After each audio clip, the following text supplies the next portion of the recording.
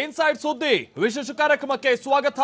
ನಾನು ಮಾಲ್ತೇಶ್. ಇವತ್ತಿನ ಇನ್ಸೈಡ್ ಸುದ್ದಿಯ ಪ್ರಮುಖ ವಿಚಾರಗಳನ್ನ ನಾವು ನಿಮ್ಮ ಮುಂದೆ ಇಡ್ತೀವಿ. ಅದಕ್ಕಿಂತ ಮುನ್ನ ಇವತ್ತಿನ ಕೋವಿಡ್ ರಿಪೋರ್ಟ್ ಏನು, ಇದೀಗ ತಾನೇ ಸರ್ಕಾರದ ಮುಖ್ಯವಾಗಿ ಸಚಿವರು ಕೋವಿಡ್ ರಿಪೋರ್ಟ್ ಅನ್ನ ನೀಡಿದ್ದಾರೆ. ಇವತ್ತಿನ ಅಂಕಿ ಸಂಖ್ಯೆ ಏನು ಅನ್ನುವಂಥದ್ದನ್ನ ಅವರು ತಿಳಿಸಿದ್ದಾರೆ. ಬಹಳ ಹೆಚ್ಚಿನ ಕೇಸಸ್ಗಳು ಇವತ್ತು 2798. ಪ್ರತಿದಿನವೂ ಒಂದು ದಿನಕ್ಕಿಂತ ಒಂದು ದಿನ ಅತಿ ಹೆಚ್ಚು ಕೇಸ್ಗಳು ನಾವು ಗಮನಿಸ್ತಾ ಇದ್ದೀವಿ. ಆ ಕೇಸ್ಗಳ ಪ್ರಮಾಣದಲ್ಲಿ ಬಹಳ ಹೆಚ್ಚಾಗ್ತಾ ಇರೋದು ಬೆಂಗಳೂರಿನಲ್ಲೇ ಒಂದೇ ದಿನ 1533 ಸೋಂಕಿತರು ಕೇವಲ ಬೆಂಗಳೂರಿನಲ್ಲಿ. ಇದೆಲ್ಲದಕ್ಕಿಂತ ಇನ್ನೊಂದು ಆತಂಕದ ವಿಚಾರ ಅಂತ ಅಂದ್ರೆ ಒಂದೇ ದಿನ 70 ಮಂದಿ ಬಲಿಯಾಗಿರೋದು ರಿಪೋರ್ಟ್ ಆಗಿದೆ. ಈ 70 ಮಂದಿಲಿ ಬೆಂಗಳೂರಿನಲ್ಲೇ 23 ಮಂದಿ. ಒಂದು ಕಡೆ ಕೇಸಸ್ಗಳು ಬಹಳ ಹೆಚ್ಚಾಗಿದೆ. 2798 ಹತ್ತತ್ರ ನಾವೀಗ 3000 ಗಡಿಗೆ ಹೋಗ್ತಾ ಇದ್ದೀವಿ. ಸ್ಪಷ್ಟ ಇದು. ಅದರಲ್ಲೂ ಬೆಂಗಳೂರಿನಲ್ಲಿ ಇಡೀ ರಾಜ್ಯದಲ್ಲಿ ಬರ್ತಾ ಇದ್ದಂತ ಹಿಂದಿನ ಒಂದು ವಾರದ ಹಿಂದೆ ಇಡೀ ರಾಜ್ಯದಲ್ಲಿ ಬರ್ತಾ ಇದ್ದಂತ ಕೇಸ್ಗಳು ಈಗ ಬರೀ ಬೆಂಗಳೂರು ಒಂದರಲ್ಲೇ ಪತ್ತೆ ಆಗ್ತಾ ಇದೆ. 1533 ಅಂದ್ರೆ ಒಟ್ಟು ರಾಜ್ಯದ ಪ್ರಕರಣಗಳ ಪೈಕಿ 60%ಕ್ಕಿಂತ ಹೆಚ್ಚು ಅದು ಬೆಂಗಳೂರಿನಲ್ಲೇ.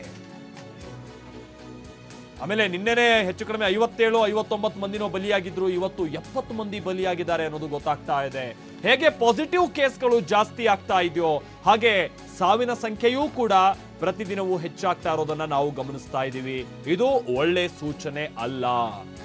ಅಷ್ಟೇ ಅಲ್ಲ, ಇದರ ಜೊತೆಗೆ ಇನ್ನೊಂದು ಆತಂಕದ ವಿಚಾರ ಅಂತ ಅಂದ್ರೆ ದಿನದಿಂದ ದಿನಕ್ಕೆ ICU ಪ್ರಕರಣಗಳು ಹೆಚ್ಚಾಗ್ತಾ ಹೋಗ್ತಾ ಇದೆ. ನಾವು ಮೊದಲೇ ಹೇಳ್ದಂಗೆ ICU ಅಂತ ಅಂದ್ರೆ ಇಂಥ ಪ್ರಕರಣದಲ್ಲಿ ಅದರಲ್ಲೂ ವೆಂಟಿಲೇಟರ್ನ ಅವಶ್ಯಕತೆ ಬಿತ್ತು ಅಂತ ಅಂದ್ರೆ ಅವರನ್ನು ಉಳಿಸ್ಕೊಳ್ಳೋದು ಬಹಳ ಕಷ್ಟ ಅಂತ ವೈದ್ಯರೇ ಹೇಳ್ತಾರೆ. ICU ಪ್ರಕರಣಗಳು ಹೆಚ್ಚಾಗ್ತಾ ಇದೆ. ಹೀಗಾಗಿ ಮುಂದಿನ ದಿನದಲ್ಲಿ ರಾಜ್ಯದಲ್ಲಿ ಸಾವಿನ ಸಂಖ್ಯೆ ಬಹಳ ಹೆಚ್ಚಾದ್ರೂ ಕೂಡ ಆಶ್ಚರ್ಯ ಇಲ್ಲ. ನಮ್ಮಲ್ಲಿ ಇಲ್ಲಿ ತನಕ ಇದ್ದಂತ ಸಮಾಧಾನ ಏನು, ರಿಕವರಿ ರೇಟ್ ಚೆನ್ನಾಗಿದೆ ಅನ್ನುವಂತ ಸಮಾಧಾನ ಇತ್ತು. ಆದ್ರೆ ಇನ್ಮುಂದೆ ಬಹುಶಃ ನಮ್ಮಲ್ಲಿ ರಿಕವರಿ ರೇಟ್ ಹಿಂದೆ ಇದ್ದಷ್ಟು ಮಟ್ಟಿಗಿನ ಚೆನ್ನಾಗಿದೆ ಅಥವಾ ಬಹಳ ಸುಧಾರಿಸ್ತಾ ಇದೆ ಅಂತ ಅಂದ್ಕೊಳ್ಳೋಕ್ಕಾಗಲ್ಲ. ಯಾಕಂತ ಅಂದ್ರೆ ರಿಕವರಿ ರೇಟ್ ಒಂದ್ ಕಡೆ ಕಮ್ಮಿ ಆಗ್ತಾ ಇದೆ.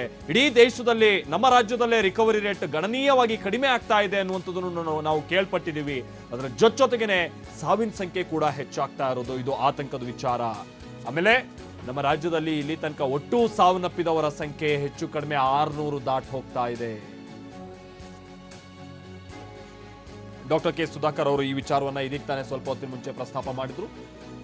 ಇವತ್ತು ಒಟ್ಟು ರಾಜ್ಯದ ಕೊರೋನಾಗೆ ಸಂಬಂಧಪಟ್ಟಂತ ಅಂಕಿ ಸಂಖ್ಯೆಯ ಮಾಹಿತಿಯನ್ನ ಡಾಕ್ಟರ್ ಕೆ ಸುಧಾಕರ್ ಇದೀಗ ತಾನೇ ನೀಡಿದ್ದಾರೆ. ಇದೆಲ್ಲರ ಜೊತೆಗೇನೆ ಕೊರೋನಾವನ್ನ ನಿಯಂತ್ರಿಸಬೇಕು ಅನ್ನುವಂತ ನಿಟ್ಟಿನಲ್ಲಿ ಅದರಲ್ಲೂ ಬೆಂಗಳೂರಿನಲ್ಲಿ ಪ್ರಮುಖವಾಗಿ ಗ್ರೌಂಡ್ ಲೆವೆಲ್ ವರ್ಕ್ ಆಗಬೇಕು ಅನ್ನುವಂಥದ್ದು ಒಂದು ಒತ್ತಾಯ ಇತ್ತು. ಈ ತರದ ನೆಲಮಟ್ಟದಿಂದ ವರ್ಕ್ ಆಗಬೇಕು ಅನ್ನುವಂಥ ನಿಟ್ಟಿನಲ್ಲಿ ಸರ್ಕಾರ ಒಂದು ನಿರ್ಧಾರಕ್ಕೆ ಬಂತು. ಬೆಂಗಳೂರಿಗೆ ಅಷ್ಟದಿಕ್ಪಾಲಕರನ್ನ ನೇಮಕ ಮಾಡಿದ್ರು. ಅಂತ ಅಂದ್ರೆ ಒಟ್ಟು 7 ಮಂದಿ ಸಚಿವರು ಜೊತೆಗೆ ಮುಖ್ಯಮಂತ್ರಿಗಳ ರಾಜಕೀಯ ಕಾರ್ಯದರ್ಶಿಯು ಕೂಡ ಸೇರಿದ ಹಾಗೆ, ವಿಶ್ವನಾಥ್ ಅವರು ಕೂಡ ಸೇರಿದ ಹಾಗೆ ಈ 8 ಮಂದಿಯನ್ನ ಈಗ ನೇಮಕ ಮಾಡಲಾಗಿದೆ. ಈ 8 ಮಂದಿಯಿಂದ ಯಾವ ರೀತಿಯಾಗಿ ಕೊರೋನಾ ಕಟ್ ಹಾಕೋದಕ್ಕೆ ಸಾಧ್ಯ ಇದೆ ಅಂತ ಬೆಂಗಳೂರಿಗರು ಸಹಜವಾಗಿ ಒಂದು ಗಮನ ಕೊಟ್ಟು ನೋಡ್ತಾ ಇದ್ದಾರೆ. ಅದಕ್ಕೆ ಆರಂಭಿಕ ಭಾಗವಾಗಿ ನಿನ್ನೆ ಹಾಗೆ ಇವತ್ತು ಬಹಳ ಸಭೆಗಳನ್ನ ನಡೆಸಲಾಗಿದೆ. ಈ ಸಭೆ ಸಂದರ್ಭದಲ್ಲಿ 8 ಮಂದಿ ಈಗ ನೇಮಕವಾಗಿರುವಂತವರು ಅಧಿಕಾರಿಗಳಿಗೆ ಜೊತೆಗೆ ಆಯಾ ಭಾಗದ ಅಥವಾ ಆಯಾ ವಲಯದ ಆ 8 ವಲಯ ಪೈಕಿಯ ಕಾರ್ಪೊರೇಟರ್ಗಳಿಗೆ ಬಹಳ ಅತ್ಯಗತ್ಯವಾದಂತಹ ಸೂಚನೆಯನ್ನ ಕೊಡ್ತಾ ಇದ್ದಾರೆ. ಕೆಲವರಂತೂ ಈ ಖಾಸಗಿ ಹಾಸ್ಪಿಟಲ್ಗಳಿಗೆ ನೇರವಾಗಿ ವಾರ್ನಿಂಗ್ ಅನ್ನು ಕೂಡ ನೀಡ್ತಾ ಇದ್ದಾರೆ. ಹಾಗಾದ್ರೆ ಮುಖ್ಯಮಂತ್ರಿಗಳು ನೇಮಿಸಿರುವಂತಹ ಈ 8 ಮಂದಿ ಹೇಗೆ ಕೆಲಸ ಕಾರ್ಯವನ್ನ ಆರಂಭ ಮಾಡಿದ್ದಾರೆ, ಇವರಿಂದ ಕೊರೋನಾ ಕಟ್ ಹಾಕುವಂತ ನಿಟ್ಟಿನಲ್ಲಿ ನಾವು ಏನೇನು ನಿರೀಕ್ಷೆ ಮಾಡಬಹುದಾಗಿದೆ, ಬನ್ನಿ ರಿಪೋರ್ಟ್ ನಲ್ಲಿ ನೋಡೋಣ.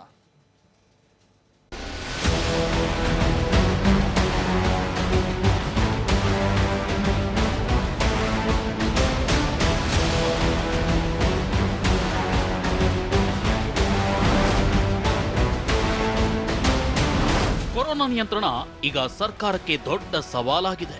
ಅದರಲ್ಲೂ ಸಿಲಿಕಾನ್ ಸಿಟಿ ಬೆಂಗಳೂರಿನಲ್ಲಿ ಆರಂಭದ 3 ತಿಂಗಳು ಸೋಂಕಿತರ ಸಂಖ್ಯೆ ಕಂಟ್ರೋಲ್ನಲ್ಲಿತ್ತು. ಆದರೆ ಜೂನ್ ಕಡೆ ವಾರದಿಂದ ಉದ್ಯಾನ ನಗರಿಯ ಗಲ್ಲಿಗಳಲ್ಲೂ ಸೋಂಕಿತರು ಕಂಡು ಬರ್ತಿದ್ದಾರೆ. ಪ್ರತಿನಿತ್ಯ 1000ಕ್ಕಿಂತ ಹೆಚ್ಚು ಸೋಂಕಿತರು ಬೆಂಗಳೂರಿನಲ್ಲಿ ಪತ್ತೆಯಾಗ್ತಿದ್ದಾರೆ. ನಿನ್ನೆ ಸಂಜೆವರೆಗೂ ಬೆಂಗಳೂರಿನಲ್ಲಿ ಸಕ್ರಿಯ ಸೋಂಕಿತರ ಸಂಖ್ಯೆ 11,687ಕ್ಕೆ ಏರಿಕೆಯಾಗಿದೆ.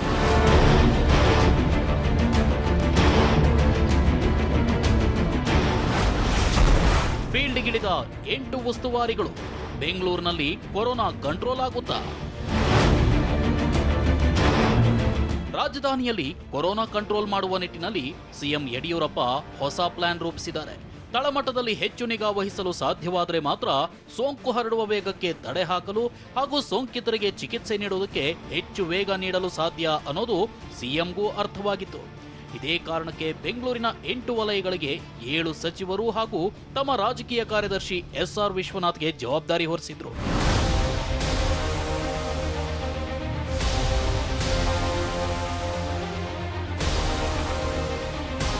ಸಿಎಂ ನೀಡಿದ ಜವಾಬ್ದಾರಿಯ ನಂತರ ಇಂದಿನವರೆಗೆ ಒಟ್ಟು 7 ಜನ ಉಸ್ತುವಾರಿಗಳು ತಮ್ಮ ವಲಯಗಳಲ್ಲಿ ಸಭೆ ನಡೆಸಿದ್ದಾರೆ. ಅದರಲ್ಲೂ ಬೆಂಗಳೂರು ದಕ್ಷಿಣ ಕೊರೋನಾ ಹಾಟ್ಸ್ಪಾಟ್ ಆಗಿ ಪರಿವರ್ತನೆಗೊಂಡಿದೆ. ಬೆಂಗಳೂರಿನ ಅತಿ ಹೆಚ್ಚು ಜನನಿಬಿಡ ಪ್ರದೇಶಗಳು ಇದೇ ವಲಯದಲ್ಲಿ ಬರೋದ್ರಿಂದ ಕೊರೋನಾ ಕಂಟ್ರೋಲ್ ಮಾಡೋದು ಸರ್ಕಾರಕ್ಕೆ ಸವಾಲಾಗಿದೆ.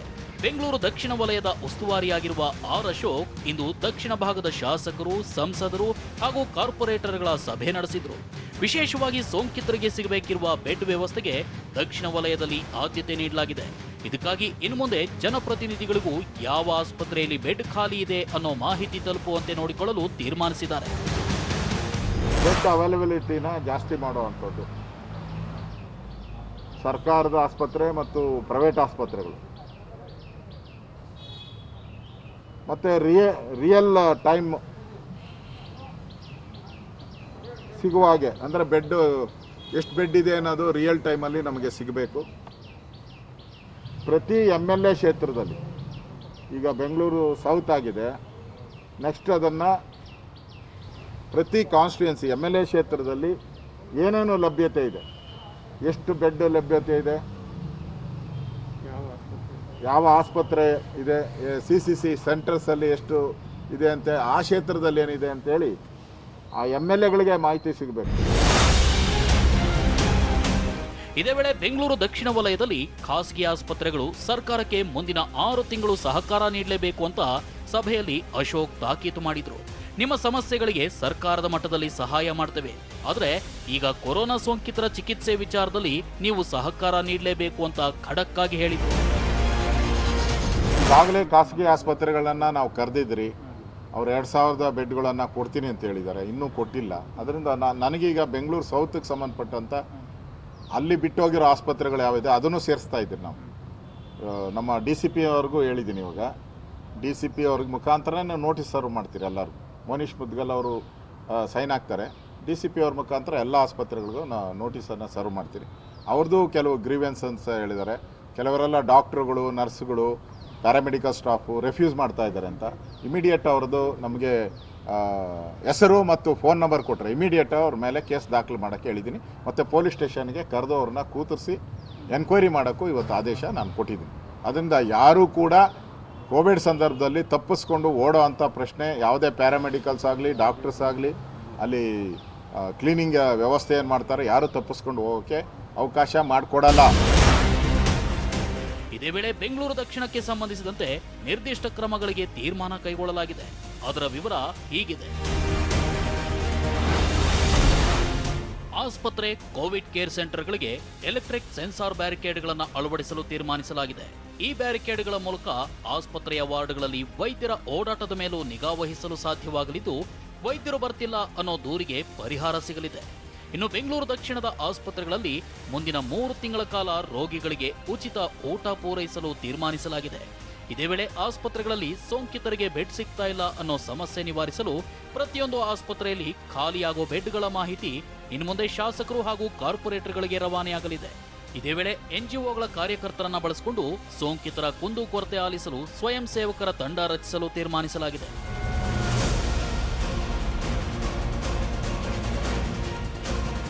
ಹೀಗೆ ಅತಿ ಹೆಚ್ಚು ಸೋಂಕಿತರಿರೋ ಪ್ರದೇಶದಲ್ಲಿ ಸೋಂಕು ನಿಯಂತ್ರಣ ಹಾಗೂ ಸೋಂಕಿತರ ನಿರ್ವಹಣೆಗೆ ಅಗತ್ಯ ಕ್ರಮಗಳನ್ನು ಕೈಗೊಳ್ಳಲು ಸರ್ಕಾರ ಮುಂದಾಗಿದೆ. ಇದೇ ವೇಳೆ ಇಂದು ಬೆಂಗಳೂರು ಪಶ್ಚಿಮ ವಲಯದ ಸಭೆಯನ್ನ DCM ಅಶ್ವಥ್ ನಾರಾಯಣ ನಡೆಸಿದ್ದಾರೆ. ಖಾಸಗಿ ಆಸ್ಪತ್ರೆಗಳಲ್ಲಿ ಬೆಡ್ ನೀಡಲು ನಿರಾಕರಿಸಿದರೆ ನಿರ್ದಾಕ್ಷಿಣ್ಯ ಕ್ರಮ ಕೈಗೊಳ್ಳೋದಾಗಿ ಇದೇ ವೇಳೆ DCM ಹೇಳಿದರು. ಖಾಸಗಿ ಆಸ್ಪತ್ರೆಗಳು ಪೇಷಂಟ್ಗಳನ್ನು ದಾಖಲು ಮಾಡೋದ್ರಲ್ಲಿ ಏನಾದ್ರು ಸಮಸ್ಯೆ ಇದ್ರೂ ತಕ್ಷಣ ಅವರ ಮೇಲೆ ಕ್ರಮವನ್ನು ವಹಿಸಲಿಕ್ಕೆ ಒತ್ತಾಯವನ್ನು ಮಾಡಿದ್ದಾರೆ. ಆ ದಿಕ್ಕಿನಲ್ಲಿ ಸರ್ಕಾರದಲ್ಲಿ ಯಾವುದೇ ಆಸ್ಪತ್ರೆಯಲ್ಲಿ 50% ಬೆಡ್ 100 ಕೆಪಾಸಿಟಿಗಿಂತ ಹೆಚ್ಚಿರುವಂಥ ಆಸ್ಪತ್ರೆಗಳು 50% ಬೆಡ್ಡನ್ನು ಸರ್ಕಾರಕ್ಕೆ ಯಾರು ಒದಗಿಸಿಲ್ಲ ಅವರ ಮೇಲೆ ಕ್ರಮವನ್ನು ವಹಿಸುವಂಥದ್ದಾಗುತ್ತೆ. ಇದೇ ವೇಳೆ ಪಶ್ಚಿಮ ವಲಯದಲ್ಲಿರುವ ಸಣ್ಣ ಸಣ್ಣ ಆಸ್ಪತ್ರೆಗಳನ್ನು ಕೂಡ ಬಳಸಿಕೊಂಡು ಕೊರೋನಾ ಸೋಂಕಿತರಿಗೆ ಚಿಕಿತ್ಸೆಗೆ ವ್ಯವಸ್ಥೆ ಮಾಡಲು ತೀರ್ಮಾನಿಸಲಾಗಿದೆ. ಅಲ್ಲದೆ ಕಾರ್ಪೊರೇಟರ್ಗಳು ಹಾಗೂ ಅಧಿಕಾರಿಗಳ ನಡುವಿನ ಹೊಂದಾಣಿಕೆಗೂ ವ್ಯವಸ್ಥೆ ರೂಪಿಸಲು ನಿರ್ಧರಿಸಲಾಗಿದ್ದು, ಸೋಂಕಿತರಿಗೆ ಅಗತ್ಯ ಬೆಡ್ಗಳ ವ್ಯವಸ್ಥೆ ಸೇರಿದಂತೆ ಕೊರೋನಾ ನಿರ್ವಹಣೆಗೆ ಆದ್ಯತೆ ನೀಡಲಾಗುವುದು. ಇದೇ ವೇಳೆ ಲಾಕ್ಡೌನ್ ವಿಚಾರದಲ್ಲಿ ಸಿಎಂ ತೀರ್ಮಾನ ಕೈಗೊಳ್ಳಲಿದ್ದು, ಲಾಕ್ಡೌನ್ ಮಾಡಿದರೆ ಬದುಕು ನಡೆಸುವುದು ಕಷ್ಟವಾಗಲಿದೆ ಅಂತ ಡಿಸಿಎಂ ಹೇಳಿದ್ದಾರೆ. ಲಾಕ್ಡೌನ್ ಅನ್ನೋಂಥದ್ದು ಅವಶ್ಯಕತೆ ಅನ್ನೋಂಥದ್ದು ಏನೇ ನಂಬರ್ ಸಂಖ್ಯೆ ಕಮ್ಮಿ ಜನನ ಮೂವ್ಮೆಂಟು ಜನನ ರೆಸ್ಟ್ರಿಕ್ಟ್ ಮಾಡಿದಾಗ ಖಂಡಿತ ಒಳ್ಳೇದಿರುತ್ತೆ. ಅದರ ಬಗ್ಗೆ ಎರಡು ಅನುಮಾನನೇ ಇಲ್ಲ. ಲಾಕ್ಡೌನ್ ಅನ್ನೋಂಥದ್ದು ಇವತ್ತು ಇದನ್ನು ಮಾಡೋದ್ರಿಂದ ಸಮಸ್ಯೆಗಳನ್ನು ಇಂಪ್ಯಾಕ್ಟನ್ನು ನಾವು ನೋಡಬೇಕಾಗತ್ತೆ. ಇದೇನು ಹೆಚ್ಚು ಅಡ್ವಾಂಟೇಜಾ ಅಥವಾ ಇನ್ನೊಂದು ಅಂತ. ಹಾಗಾಗಿ ಈ ಪರಿಸ್ಥಿತಿಯಲ್ಲಿ ನೋಡೋಣ. ಇನ್ನೊಂದು ಸರ್ಕಾರದಲ್ಲಿ ಸಾಕಷ್ಟು ಇದ್ರ ಬಗ್ಗೆ ಆದಷ್ಟು ಲಾಕ್ಡೌನ್ ಮಾಡಬಾರ್ದು ಅಂತಲೇ ಇರುವಂಥ ಉದ್ದೇಶ ಈಗಾಗಲೇ ಇದುವರೆಗೂ ನಾವು ವ್ಯಕ್ತಪಡಿಸಿರುವಂಥದ್ದು. ಲಾಕ್ಡೌನ್ ಮಾಡಬಾರ್ದು ಅಂತಲೇ ಇದುವರೆಗೂ ವ್ಯಕ್ತಪಡಿಸಿರುವಂಥದ್ದು. ಇನ್ನು ಮುಂದಿನ ಪರಿಸ್ಥಿತಿಯಲ್ಲಿ ಹೇಗೆ ಇನ್ನು ಅವಶ್ಯಕತೆ ಇದೆ ಅಂತ ಸನ್ಮಾನ್ಯ ಮುಖ್ಯಮಂತ್ರಿಗಳು ಸರ್ಕಾರದಲ್ಲಿ ಏನಾದ್ರು ನಿಶ್ಚಯ ಮಾಡುತ್ತಿದ್ರೆ ಖಂಡಿತ ನಿಮಗೆ ತಿಳಿಸ್ತಾರೆ. ಹೀಗೆ ಬೆಂಗಳೂರಿನಲ್ಲಿ ಕೊರೋನಾ ನಿಯಂತ್ರಣಕ್ಕೆ ಸಂಬಂಧಿಸಿದಂತೆ ಅಗತ್ಯ ಕ್ರಮಗಳನ್ನು ಕೈಗೊಳ್ಳಲು ಸರ್ಕಾರ ಮುಂದಾಗಿದೆ. ಪ್ರತಿಯೊಂದು ವಲಯದಲ್ಲೂ ತತ್ಕ್ಷಣದ ತೀರ್ಮಾನಗಳನ್ನು ಕೈಗೊಂಡು ಸೋಂಕಿತರಿಗೆ ಸೂಕ್ತ ಚಿಕಿತ್ಸೆ ನೀಡಲು ಈಗ ಸರ್ಕಾರ ಆದ್ಯತೆ ನೀಡುತ್ತಿದೆ. ತಳಮಟ್ಟದಲ್ಲಿ ಸೋಂಕಿತರಿಗೆ ವೇಗವಾಗಿ ಸ್ಪಂದನೆ ಸಿಗಲು ಶುರುವಾದರೆ ಬೆಂಗಳೂರಿನಲ್ಲಿ ಕೊರೋನಾ ಸೋಂಕಿತರ ಸಾವಿನ ಪ್ರಮಾಣಕ್ಕೆ ಕಡಿವಾಣ ಬೀಳೋದ್ರಲ್ಲಿ ಯಾವುದೇ ಅನುಮಾನವಿಲ್ಲ. ಪ್ರಮೋದ್ ಜೊತೆ ಪ್ರಸನ್ನ ಗಾಂವ್ಕರ್, ಟಿವಿ9. ಇನ್ನು ಬಹಳ ದಿನಗಳಿಂದ ಒಂದು ಗೊಂದಲ ಇತ್ತು, ಏನಾದ್ರು ಲಾಕ್ಡೌನ್ ಆಗ್ಬಿಡುತ್ತಾ ಅಂತ ಹೇಳಿ. ಬಟ್ ಈಗ ಸರ್ಕಾರದ ಮಟ್ಟದಲ್ಲಿ ಒಂದು ವಾರ ಪರ್ಟಿಕ್ಯುಲರ್ ಆಗಿ ಬೆಂಗಳೂರಿಗೆ ಒಂದು ವಾರ ಲಾಕ್ಡೌನ್ ಮಾಡಬಹುದಾ ಅಂತ ಚಾನ್ಸಸ್ ಇದೆ. ಯಾವತ್ತು? ಮಂಗಳವಾರದಿಂದ. ಲಾಕ್ಡೌನ್ ಕುರಿತು ಹಿರಿಯ ಸಚಿವರ ಜೊತೆಗೆ ಮುಖ್ಯಮಂತ್ರಿಗಳು ಚರ್ಚೆ ನಡೆಸಿದ್ದಾರೆ. ಒಂದು ವಾರ ಬೆಂಗಳೂರನ್ನ ಲಾಕ್ಡೌನ್ ಮಾಡುವ ಬಗ್ಗೆ ಈ ಟೈಮ್ನಲ್ಲಿ ಮಾತುಕತೆ ಆಗಿದೆ ಅನ್ನೋದು ಗೊತ್ತಾಗ್ತಾ ಇದೆ. ಹಿರಿಯ ಸಚಿವರ ಬಳಿ ಖುದ್ದು ಮುಖ್ಯಮಂತ್ರಿಗಳ ಈ ಮಾತನ್ನ ಹೇಳಿದ್ರು ಅನ್ನುವಂಥದ್ದು ಗೊತ್ತಾಗ್ತಾ ಇದೆ. ಒಂದು ವಾರ ಲಾಕ್ಡೌನ್ ಮಾಡೋಣ ಅಂತ ಹೇಳಿ ಲಾಕ್ಡೌನ್ ಬಗ್ಗೆ ವ್ಯಕ್ತವಾದಂತ ಅಭಿಪ್ರಾಯವನ್ನ ಕೂಡ ಮುಖ್ಯಮಂತ್ರಿಗಳು ಪ್ರಸ್ತಾಪಿಸಿದ್ರು ಅನ್ನುವಂಥ ವಿಚಾರ ಗೊತ್ತಾಗ್ತಾ ಇದೆ. ಮಂಗಳವಾರ 8 ವಲಯಗಳ ಉಸ್ತುವಾರಿ ಸಚಿವರ ಜೊತೆಗೆ ಸಭೆ ಇದೆ. ಕೊರೋನಾ ನಿಯಂತ್ರಣ ಕ್ರಮಗಳ ಬಗ್ಗೆ ವಿಡಿಯೋ ಕಾನ್ಫರೆನ್ಸ್ ಮುಖೇನವಾಗಿ ಒಂದು ಸಭೆ ಇದೆ. ಈ ವಿಡಿಯೋ ಕಾನ್ಫರೆನ್ಸ್ ಬಳಿಕ ಲಾಕ್ಡೌನ್ ಬಗ್ಗೆ ಅಧಿಕೃತವಾದಂತಹ ನಿರ್ಧಾರಕ್ಕೆ ಬರಬಹುದಾ ಅಂತ ಚಾನ್ಸಸ್ ಇದೆ. ಅಲ್ಲಿಗೆ ಬಹುತೇಕ ಮಂಗಳವಾರ ಬೆಳಗ್ಗಿನಿಂದಲೂ ಆಗುವಂತ ಚಾನ್ಸಸ್ ಸ್ವಲ್ಪ ಕಮ್ಮಿ ಇದ್ರೂ ಕೂಡ ಮಂಗಳವಾರ ಸಂಜೆಯಿಂದಲೇ ಜಾರಿಗೆ ಬರ್ಬೋದು ಅಥವಾ ಬುಧವಾರದಿಂದ ಜಾರಿಗೆ ಬಂದರೂ ಬರ್ಬೋದು, ಗೊತ್ತಿಲ್ಲ. ಯಾಕಂದ್ರೆ ಮಂಗಳವಾರ ವಿಡಿಯೋ ಕಾನ್ಫರೆನ್ಸ್ ಮುಖೇನವಾಗಿ ಸಭೆ ಇರೋದು. ನಿಮ್ಗೆಲ್ಲ ಗೊತ್ತಿರೋ ಹಾಗೆ ಈಗ ಆಲ್ರೆಡಿ ಬೆಂಗಳೂರಿನಲ್ಲಿ 7 ಸಚಿವರುಗಳು ಸೇರಿದ ಹಾಗೆ ಒಟ್ಟು 8 ಮಂದಿಯ ಉಸ್ತುವಾರಿಯನ್ನ ವಹಿಸಲಾಗಿದೆ. ಒಂದೊಂದು ವಲಯದ ಉಸ್ತುವಾರಿ ಅವರೆಲ್ಲರ ಜೊತೆಗೆ ವಿಡಿಯೋ ಕಾನ್ಫರೆನ್ಸ್ ಮುಖೇನವಾಗಿ ಸಭೆ ಇದೆ. ವಿಡಿಯೋ ಕಾನ್ಫರೆನ್ಸ್ ಮುಖೇನವಾಗಿ ಯಾಕೆ ಅಂತ ಅಂದ್ರೆ ನಿಮ್ಗೆಲ್ಲ ಗೊತ್ತಿರೋ ಹಾಗೆ ಮುಖ್ಯಮಂತ್ರಿಗಳು ಕೂಡ ಈಗ ಕ್ವಾರಂಟೈನ್ ನಲ್ಲಿದ್ದಾರೆ, ಹೌಸ್ ಕ್ವಾರಂಟೈನ್ ನಲ್ಲಿದ್ದಾರೆ. ಕಾರಣ ಅಂತಾರೆ ಅವ್ರ ಅಕ್ಕಪಕ್ಕ ಇದ್ದಂತ ಸಿಬ್ಬಂದಿಗೂ ಕೂಡ ಸೋಂಕು ಬಂದಿರುವಂತ ಕಾರಣದಿಂದಾಗಿ. ಆದ್ರೆ ಹಿರಿಯ ಸಚಿವರ ಜೊತೆಗೆ ಅವರು ಮಾತನಾಡುವಂತ ಸಂದರ್ಭದಲ್ಲಿ ಲಾಕ್ಡೌನ್ ಬಗ್ಗೆ ಪ್ರಸ್ತಾಪ ಮಾಡಿದ್ದಾರೆ. ಲಾಕ್ಡೌನ್ ಮಾಡೋಣ ಅಂತಾನೂ ಕೂಡ ಹೇಳಿದ್ದಾರೆ ಅಂತೇಳಿ ಗೊತ್ತಾಗ್ತಾ ಇದೆ. ನಿಮ್ಗೆ ಗೊತ್ತಿರಲಿ, ಇಲ್ಲಿ ತನಕನೂ ಕೂಡ ಬಹಳ ಮಂದಿ ಸಚಿವರು ಲಾಕ್ಡೌನ್ ಮಾಡೋಣ ಅಂತ ಮಾತು ಹೇಳ್ತಾ ಇದ್ದಂತ ಸಂದರ್ಭದಲ್ಲೂ ಕೂಡ ಮುಖ್ಯಮಂತ್ರಿಗಳು ಮಾತ್ರ ಅದಕ್ಕೆ ವಿರುದ್ಧ ಆಗಿದ್ರು. ಲಾಕ್ಡೌನ್ ಮಾಡೋದು ಬೇಡ ಅನ್ನುವಂತ ನಿಲುವಿನಲ್ಲಿ ಮುಖ್ಯಮಂತ್ರಿಗಳಿದ್ರು. ಅದಕ್ಕೆ ಕಾರಣ ಅಂತಂದ್ರೆ ಲಾಕ್ಡೌನ್ ಮಾಡಿದ್ರೆ ಮತ್ತೆ ಆರ್ಥಿಕ ಹೊಡೆತ ಬಹಳ ಬೀಳುತ್ತೆ ಅನ್ನುವಂತ ಕಾರಣ. ಆದ್ರೆ ಈಗೇನಾಗ್ತಾ ಇದೆ, ಈಗ ಕೇಸಸ್ಗಳು ಬಹಳ ಹೆಚ್ಚಾಗ್ತಾ ಇದೆ. ಇವತ್ತೇ ಹೆಚ್ಚು ಕಡಿಮೆ 2800 ಹೆಚ್ಚು ಕಡಿಮೆ 2798 ಕೇಸ್ ಬಂದಿದೆ. ಬೆಂಗಳೂರಿನಲ್ಲಿ 1500ಕ್ಕಿಂತ ಹೆಚ್ಚಿನ ಕೇಸ್ಗಳು ಪತ್ತೆ ಆಗ್ತಾ ಇದೆ. ಮುಂದಿನ ದಿನಗಳಲ್ಲಿ 2000 ದಾಟೋದ್ರೂ ಕೂಡ ಆಶ್ಚರ್ಯ ಇಲ್ಲ. ತೀರಾ ಕೆಲ ದಿನಗಳಲ್ಲೇ ಬೆಡ್ ವ್ಯವಸ್ಥೆ ಮಾಡಬೇಕು, ಆಮೇಲೆ ಟ್ರೀಟ್ಮೆಂಟ್ಸ್ ವ್ಯವಸ್ಥಿತವಾಗಿ ಆಗಬೇಕು. ನಾನ್ ಕೋವಿಡ್ ಪೇಷಂಟ್ಸ್ಗಳಿಗೆ ಸರಿಯಾಗಿ ಚಿಕಿತ್ಸೆ ಸಿಗ್ತಾ ಇಲ್ಲ ಅನ್ನುವಂಥದ್ದು ಆರೋಪ ಇದೆ. ಅದು ವ್ಯವಸ್ಥೆ ಸರಿಯಾಗಬೇಕು. ಇದೆಲ್ಲ ವ್ಯವಸ್ಥೆ ಸರಿಯಾಗಬೇಕು ಅಂದ್ರೆ ಏನಾಗಬೇಕು? ಈ ಕೊರೋನಾದ ಚೈನ್ ಬ್ರೇಕ್ ಆಗಬೇಕು. ಈ ಕೊರೋನಾದ ಚೈನ್ ಬ್ರೇಕ್ ಆಗಬೇಕು ಅಂತ ಅಂದ್ರೆ ಏನ್ ಮಾಡಬೇಕು? ಲಾಕ್ಡೌನ್ ಒಂದೇ ಅಸ್ತ್ರ ಅನ್ನುವಂತ ಅಭಿಪ್ರಾಯವನ್ನ ಹಲವು ತಜ್ಞರು ಕೂಡ ವ್ಯಕ್ತಪಡಿಸಿದ್ದರು. ಈ ಕಾರಣಕ್ಕಾಗಿನೇ ಈ ಹಿಂದೆಯಿಂದನೂ ಕೂಡ ಲಾಕ್ಡೌನ್ ಬೇಡ ಅನ್ನುವಂತ ನಿಲುವಿನಲ್ಲಿದ್ದಂತ ಮುಖ್ಯಮಂತ್ರಿಗಳೂ ಕೂಡ ತಮ್ಮ ನಿಲುವನ್ನ ಬದಲಾಯಿಸಿಕೊಂಡಿದ್ದಾರೆ ಅಂತ ಹೇಳಲಾಗ್ತಾ ಇದ್ದು, ಬಹುಶಃ ಮಂಗಳವಾರದಿಂದ ಮತ್ತೆ ಲಾಕ್ಡೌನ್ ಜಾರಿ ಆಗ್ಬಹುದು ಬೆಂಗಳೂರಿಗೆ ಒಂದು ವಾರದ ಮಟ್ಟಿಗೆ. ಆದ್ರೆ ಇನ್ನೊಂದು ವಿಚಾರ, ಯಾರು ಪ್ಯಾನಿಕ್ ಆಗೋಕ್ ಹೋಗೋದು, ಈಗ ಲಾಕ್ಡೌನ್ ಅಂತೇಳಿ ಊರುಗಳಿಗೆಲ್ಲ ಹೊರಡೋಕ್ ನೋಡೋದು ಅಥವಾ ಅಂಗಡಿ ಮುಂಗಟ್ಟಿಗೆಲ್ಲ ಹೋಗಿ ಬೇಕಾದಂತ ಸಾಮಾನು ಸರಂಜಾಮುಗಳನ್ನ ಕೊಳ್ಳೋದಕ್ಕೆ ಮುಗಿ ಬೀಳೋದು, ಈ ತರದ್ ಯಾವ್ದು ಮಾಡೋಕ್ ಹೋಗ್ಬೇಡಿ. ಯಾಕಂತಂದ್ರೆ ವ್ಯವಸ್ಥೆಗಳು ಚೆನ್ನಾಗೇ ಇರುತ್ತೆ, ಸಮಸ್ಯೆ ಇಲ್ಲ. ಆಮೇಲೆ ಒಂದು ವಾರ ಅಲ್ವಾ, ಊರಿಗೆ ಹೋಗಿ ಮತ್ತು ವಾಪಸ್ ಬಂದು ಯಾಕೆ ಸುಮ್ಮನೆ ಗೊಂದಲ. ಹೀಗಾಗಿ ಇರುವಂತ ಜಾಗದಲ್ಲೇ ಇರೋದಕ್ಕೆ, ಅಕಸ್ಮಾತ್ ಇನ್ ಕೇಸ್ ಏನಾದ್ರೂ ಲಾಕ್ಡೌನ್ ಜಾರಿ ಆದ್ರೂ ಕೂಡ ಇರುವಂತ ಜಾಗದಲ್ಲೇ ಇದ್ದು ಈ ಲಾಕ್ಡೌನ್ಗೆ ಸಹಕರಿಸಬೇಕಾಗುತ್ತೆ ಸಾರ್ವಜನಿಕರು. ಇಲ್ಲ ಅಂತಂದ್ರೆ ಈ ಕೊರೋನಾ ಹರಡಕ್ಕೆ ಬೇಕಾದಂತ ಇನ್ನೇನೇನು ವ್ಯವಸ್ಥೆಗಳು ಬೇಕೋ ಅಂತ ಎಲ್ಲ ವ್ಯವಸ್ಥೆಯನ್ನು ಕೂಡ ಜನ ಮಾಡಿಟ್ಟಂಗೆ ಆಗ್ಬಿಡುತ್ತೆ, ಪ್ಯಾನಿಕ್ ಆಗಿ ಇಲ್ಲದೆ ಇರೋದನ್ನ ಮಾಡೋಕ್ ಹೋದ್ರೆ. ನಮ್ಮ ಪ್ರತಿನಿಧಿ ಕಿರಣ್ ಇದಕ್ಕೆ ಸಂಬಂಧಪಟ್ಟಂಗೆ ಮತ್ತಷ್ಟು ಡೀಟೇಲ್ಸ್ ಅನ್ನ ಕೊಡ್ತಾರೆ. ಕಿರಣ್, ಈ ಹಿಂದೆಯಿಂದನೂ ಕೂಡ ಮುಖ್ಯಮಂತ್ರಿಗಳು ಲಾಕ್ಡೌನ್ ವಿಚಾರವಾಗಿ ಬಹಳ ಏನು ಅವರಲ್ಲಿ ಮನಸ್ಸಿಲ್ಲ ಅಂತಾನೆ ನಾವು ಕೇಳ್ಪಡ್ತಾ ಇದ್ವಿ. ಬಹುಶಃ ಈಗ ತಜ್ಞರು ನೀಡಿದಂತ ಮಾಹಿತಿಯ ಆಧಾರದ ಮೇಲೆ, ಜೊತೆಗೆ ಈಗಿರುವಂತ ಸನ್ನಿವೇಶವನ್ನ ನಿಯಂತ್ರಣಕ್ಕೆ ತರಬೇಕು ಅಂತ ಅಂದ್ರೆ ಬಹುಶಃ ಲಾಕ್ಡೌನ್ ಅನಿವಾರ್ಯ ಅನ್ನುವಂತ ನಿರ್ಧಾರಕ್ಕೆ ಏನಾದ್ರು ಬಂದಂಗಿದೆಯಾ ಮುಖ್ಯಮಂತ್ರಿಗಳು? ಖಂಡಿತವಾಗಿ ಕೂಡ ಮಾಲ್ತೇಶ್, ಇವತ್ತು ಮಧ್ಯಾಹ್ನದವರೆಗೂ ಕೂಡ ಬಹುತೇಕ ಮುಖ್ಯಮಂತ್ರಿಗಳಲ್ಲಿ ಮತ್ತೆ ಬೆಂಗಳೂರು ಲಾಕ್ಡೌನ್ ಬೇಡ ಅನ್ನುವಂತಹ ಒಂದು ಮನಸ್ಥಿತಿ ಇತ್ತು ಮತ್ತು ಅದೇ ನಿಲುವನ್ನ ಹೊಂದಿದ್ರು. ಆದ್ರೆ ಸಂಜೆ ವೇಳೆಗೆ ಹಿರಿಯ ಸಚಿವರುಗಳ ಜೊತೆ ಸಮಾಲೋಚನೆ ನಡೆಸಿದ ಬಳಿಕ ಹಿರಿಯ ಸಚಿವರುಗಳಿಂದ ಮುಖ್ಯಮಂತ್ರಿಗಳಿಗೆ ವ್ಯಕ್ತವಾದಂತಹ ಅಭಿಪ್ರಾಯದ ಪ್ರಕಾರವಾಗಿ ಈಗ ಸಚಿವರುಗಳು ನೀಡಿರುವಂತಹ ಒಂದಷ್ಟು ಸಲಹೆಗಳನ್ನ ಪಾಲಿಸುವಂತಹ ನಿಟ್ಟಿನಲ್ಲಿ ತೀರ್ಮಾನವನ್ನ ತೆಗೆದುಕೊಳ್ಳೋದಕ್ಕೆ ಸಿಎಂ ಈಗ ಚಿಂತನೆಯನ್ನ ಮಾಡಿದ್ದಾರೆ. ಆ ಕಾರಣಕ್ಕಾಗಿ ಮುಂದಿನ ಮಂಗಳವಾರದಿಂದ ಒಂದು ವಾರಗಳ ಕಾಲ ಬೆಂಗಳೂರಿನಲ್ಲಿ ಲಾಕ್ಡೌನ್ ಮಾಡುವಂತಹ ಒಂದು ಚಿಂತನೆಯನ್ನ ಮುಖ್ಯಮಂತ್ರಿಗಳು ಮಾಡಿದ್ದಾರೆ. ಈ ಬಗ್ಗೆ ಇನ್ನಷ್ಟೇ ರಾಜ್ಯ ಸರ್ಕಾರ ಅಧಿಕೃತವಾಗಿ ತೀರ್ಮಾನವನ್ನ ಮಾಡಿ ಘೋಷಣೆಯನ್ನ ಮಾಡಬೇಕು. ಆದ್ರೆ ಹಿರಿಯ ಸಚಿವರುಗಳ ಜೊತೆ ಈಗ ಮುಖ್ಯಮಂತ್ರಿಗಳು ಮಾತನಾಡುವಂತಹ ಸಂದರ್ಭದಲ್ಲಿ ಒಂದು ವಾರಗಳ ಕಾಲ ಬೆಂಗಳೂರನ್ನ ಲಾಕ್ಡೌನ್ ಮಾಡೋಣ ಅನ್ನುವಂತಹ ರೀತಿಯಾದಂತಹ ಅಭಿಪ್ರಾಯನ ವ್ಯಕ್ತಪಡಿಸಿದ್ದಾರೆ. ಕಿರಣ್, ನಾನು ಮಾತನಾಡ್ತೀನಿ. ನಮ್ಮ ಜೊತೆಗೆ ಸ್ವತಃ ಸಚಿವರಾಗಿರುವಂತಹ ಆರ್ ಅಶೋಕ್ ಅವರೇ ಸಂಪರ್ಕದಲ್ಲಿದ್ದಾರೆ. ಆರ್ ಅಶೋಕ್ ಅವರೇ, ಒಂದು ಮಾತು ಬಹಳ ಕೇಳಿ ಬರ್ತಾ ಇದೆ, ನಾಡ್ದು ಮಂಗಳವಾರದಿಂದ ಲಾಕ್ಡೌನ್ ಜಾರಿ ಆಗುತ್ತೆ ಒಂದು ವಾರದ ಮಟ್ಟಿಗೆ ಅಂತೇಳಿ. ನಿಮ್ಗೆ ಲಭ್ಯ ಆಗಿರುವಂತಹ ಮಾಹಿತಿ ಮುಖ್ಯವಾಗಿ ನಾವು ತಿಳ್ಕೊಳ್ಳೋದಾದ್ರೆ? ಅದೇ, ಈಗ ಜನ ಎಲ್ಲ ಲಾಕ್ಡೌನ್ ಆಗ್ಬೇಕು ಅಂತ ಜನಗಳು, ಚುನಾಯಿತ ಪ್ರತಿನಿಧಿಗಳು, ಅಪೋಸಿಷನ್ ಲೀಡರ್ಸ್ ಇವರೆಲ್ಲರೂ ಲಾಕ್ಡೌನ್ ಮಾಡಿ ಅಂತಾನೆ ಹೇಳ್ತಾ ಇದ್ದಾರೆ.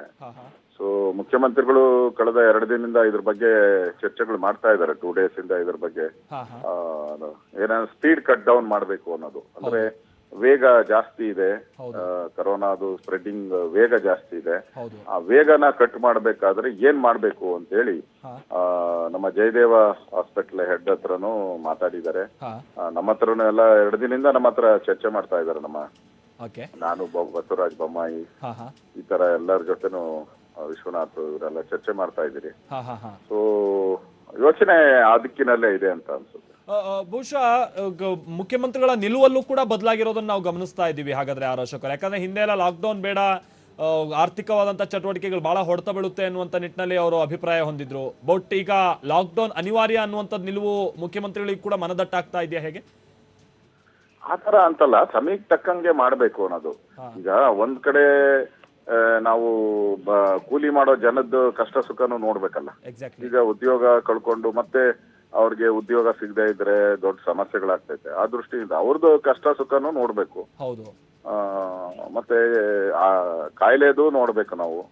ಎರಡೂನು ಮ್ಯಾನೇಜ್ ಮಾಡ್ಬೇಕಲ್ಲ, ಕಾಯಿಲೆ ಮತ್ತು ಬಡವರ ಕಷ್ಟ ಸುಖ. ಆ ದೃಷ್ಟಿಯಿಂದ ನಾವು ಮಾಡಿದಿರಿ.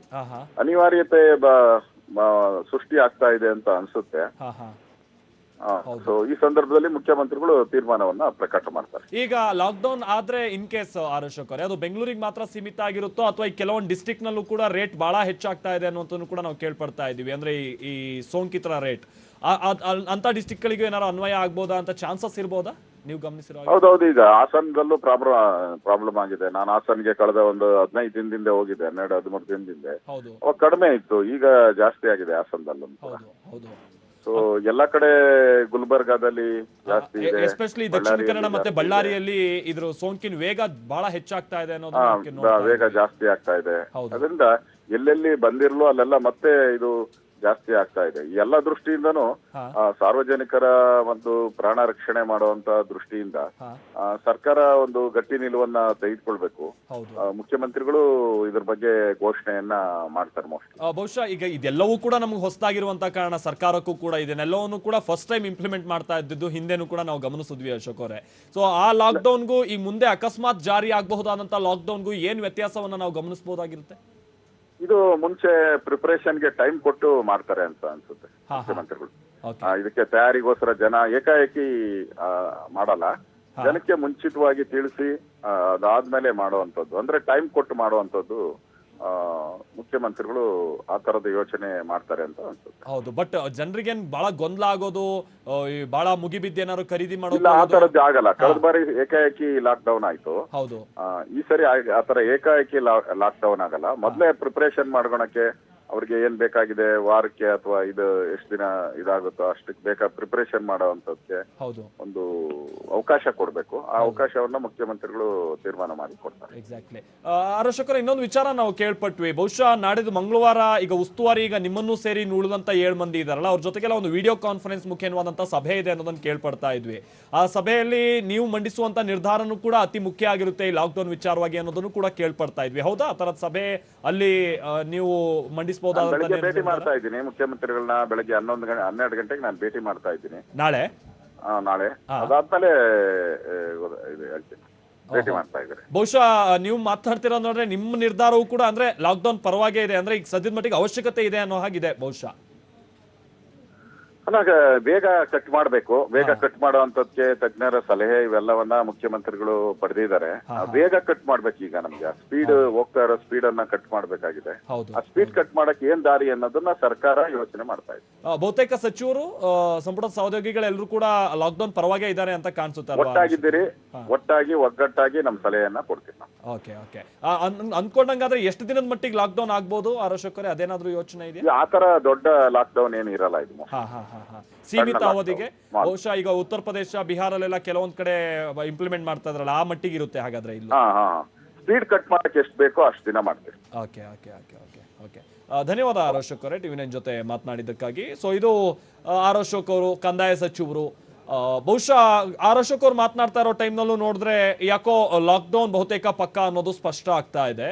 ಆಮೇಲೆ ಮುಖ್ಯಮಂತ್ರಿಗಳು ಕೂಡ ಅದೇ ತೆರಣ ಅಂತ ನಿಲುವನ್ನ ಹೊಂದ್ತಾ ಇದ್ದಾರೆ ಅನ್ನುವಂಥದ್ದು ಕೂಡ ಸ್ಪಷ್ಟ. ಅದರ ಜೊತೆಗೇನೆ ಬಹುಶಃ ಮುಖ್ಯಮಂತ್ರಿಗಳು ತಮ್ಮ ನಿಲುವಲ್ಲಿ ಬದಲಾಯಿಸಿಕೊಳ್ತಾ ಇದ್ದಾರೆ. ಒಂದು ವಾರದ ಮಟ್ಟಿಗೆ ಲಾಕ್ಡೌನ್ ಅನ್ನುವಂಥದ್ದು ಕೂಡ ಬಹುತೇಕ ಪಕ್ಕ ಆಗ್ತಾ ಇರುವಂತ ವಿಚಾರ. ಈಗ ತಾನೇ ನಮ್ಮ ಜೊತೆಗೆ ಸಚಿವರು ಮಾತನಾಡಿದ್ದನ್ನ ನೀವು ಕೇಳಿರ್ತೀರಾ. ಅಲ್ಲಿ ಅವರಂತೂ ಸ್ಪಷ್ಟವಾಗಿದ್ದಾರೆ. ಬಹುಶಃ ಲಾಕ್ಡೌನ್ ಮಾಡಬೇಕಾದಂತ ನಿರ್ಧಾರವನ್ನ ಏನಾದ್ರು ಸರ್ಕಾರ ತೆಗೆದುಕೊಳ್ಳೋದಕ್ಕೆ ಮುಂದಾದ್ರೆ ಅವ್ರ ಅಭಿಪ್ರಾಯವನ್ನ ಕೇಳುವಂತ ಟೈಮ್ನಲ್ಲಿ ನಾವಂತೂ ಲಾಕ್ಡೌನ್ ಪರವಾಗಿದ್ದೀವಿ ಅಂತಾನೆ ಬಹುಶಃ ಹೇಳುವಂತ ಚಾನ್ಸಸ್ ಇದೆ. ಆಮೇಲೆ ಇವತ್ತೇ ಲಾಕ್ಡೌನ್ ಆಗ್ಬಿಡುತ್ತೆ, ಇನ್ನೇನ್ ಘೋಷಣೆ ಆಗ್ಬಿಡುತ್ತೆ, ಎಲ್ಲ ಅಲ್ಲೇ ಲಾಕ್, ಈ ತರದ ಸನ್ನಿವೇಶ ಸದ್ಯ ಇದ್ದಂಗಿಲ್ಲ. ಯಾಕಂತಾರೆ ಸಚಿವರು ಕೂಡ ಈಗ ನಮ್ಮ ಜೊತೆಗೆ ಮಾತನಾಡುವಂತ ಟೈಮ್ನಲ್ಲಿ ಅದನ್ನೇ ಹೇಳಿದ್ರು, ಏಕಾಏಕಿ ಲಾಕ್ಡೌನ್ ಮಾಡಕ್ ಹೋಗಲ್ಲ ಅಂತ ಹೇಳಿ. ಆಮೇಲೆ ಏಕಾಏಕಿ ಲಾಕ್ಡೌನ್ ಮಾಡ್ಬೇಕಂತ ಅನಿವಾರ್ಯನೂ ಬಹುಶಃ ಈಗ ಇದ್ದಂಗಿಲ್ಲ. ಈಗ್ಲಿಂದಾನೇ ಘೋಷಣೆ ಮಾಡ್ಬೇಕಂತ ಅನಿವಾರ್ಯತೆ ಹಾಗಿಲ್ಲ. ಯಾಕಂತಾದ್ರೆ ಹಿಂದೆ ಇದ್ದಂತ ಸನ್ನಿವೇಶ ಬೇರೆ, ಈಗಿರುವಂತ ಸನ್ನಿವೇಶ ಬಹಳ ಬೇರೆ ಇದೆ. ಆಮೇಲೆ ಹಿಂದೆ ಇದ್ದಂತ ಲಾಕ್ಡೌನ್ ನಿಂದಾಗಿ ಏಕಾಏಕಿ ಲಾಕ್ಡೌನ್ ಘೋಷಣೆ ಮಾಡಿದಂತ ಕಾರಣದಿಂದಾಗಿ ಆಗಿರುವಂತ ಸಮಸ್ಯೆಗಳ ಬಗ್ಗೆನೂ ಕೂಡ ಗಮನಕ್ಕಿದೆ. ಹೀಗಾಗಿ ಏಕಾಏಕಿ ಲಾಕ್ಡೌನ್ ನಿರ್ಧಾರಕ್ಕೆ ಸರ್ಕಾರ ಮುಂದಾಗಲ್ಲ.